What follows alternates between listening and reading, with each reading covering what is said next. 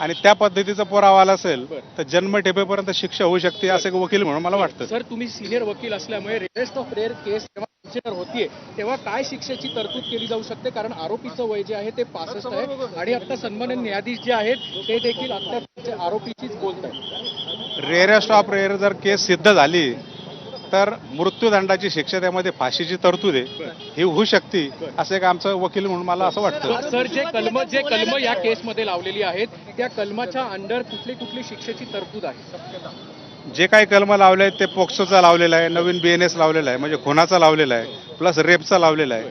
आणि मग हे सगळं जे काही तपासामध्ये निष्पन्न झालं असेल की रेप विथ मर्डर आणि ते रेअरेस्ट ऑफ रेअरमध्ये जर बसलं तर 100% त्यामध्ये फाशी शिक्षा होऊ शकते.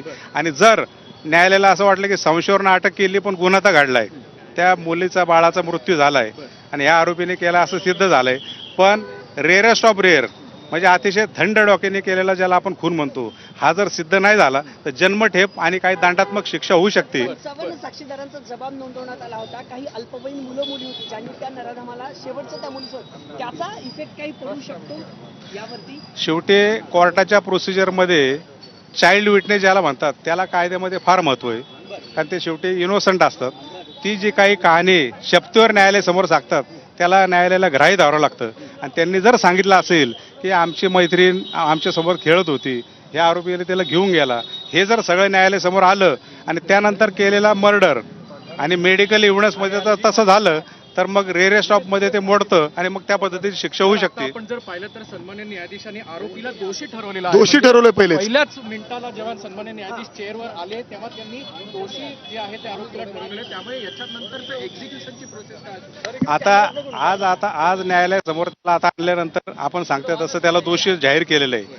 न्यायालय त्याला विचारणार की तुझ्या विरोधात अशा प्रकारचा गुन्हा सिद्ध झालाय तर तुला शिक्षेविषयी काय सांगायचं. आता माझ्यावर खोटी केस केली, मला खोटं अडकवलं असं ते बोलू शकत नाही.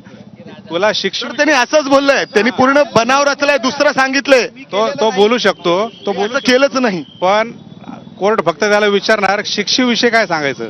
त्यावेळेला ते फक्त आरोपी सांगणार की माझा वयाचा विचार करून काय असेल ते आपण शिक्षा द्यावी आणि त्या प्रमाणात जसा पुरावा आलाय त्या पद्धतीने न्यायालय त्याला शिक्षा करणार. सर, आतापर्यंत झालेल्या न्यायालयाच्या इतिहासात हा जलद गतीने खटला बनू शकतो का?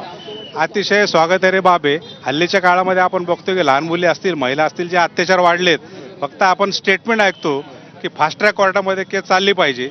हे एक मूर्तिमंत उदाहरण आहे. पोक्सो ऍक्ट जर आपण पाहिला तर पोक्सो कायद्यामध्ये 30 दिवसात दोषारोपपत्र दाखल करून 1 वर्षात केसचा निकाल लागावा ही देखील वस्तुस्थिती आहे, पण तसं होताना दिसत नाहीत. आपण जर खोलात गेलो तर अनेक 5-5, 6-6 वर्ष केसेस या टाईपचे पेंडिंग आहेत आणि त्या धर्तीवर हा निकाल जर 55 दिवसात येत असेल तर समाजाच्या दृष्टीने, पोलीस प्रशासन असेल, आमची न्याय व्यवस्था असेल, या सगळ्यांच्या दृष्टीने स्वागतार्ह बाब आहे. आणि इथून पुढं एक त्याला असं एक उदाहरण घालून दिलं आपल्याला, त्याला असं म्हणता येईल. जर आपण बघितलं अर्थात जर आपण बघितलं तर यामध्ये खूप महत्वाची काही गोष्ट समोर आलेली आहे. न्यायाधीश